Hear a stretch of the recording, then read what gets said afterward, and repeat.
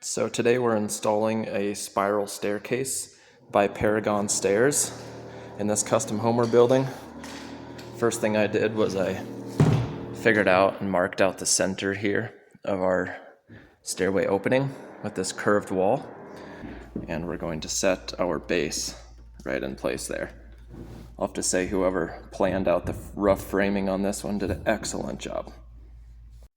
In this situation, it's very important we're following the instructions. So I just put on my first tread, and I'm like, man, that's a tall riser height. But it's a spiral staircase, so it says riser height just shy of 9.5 inches.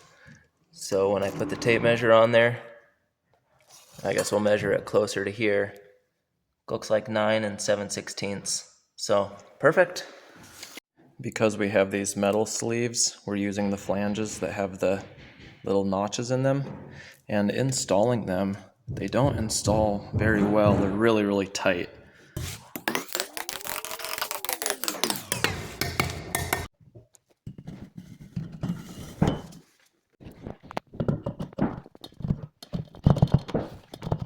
Now it's time to connect this together.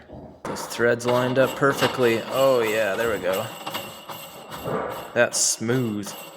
All right, bottomed out.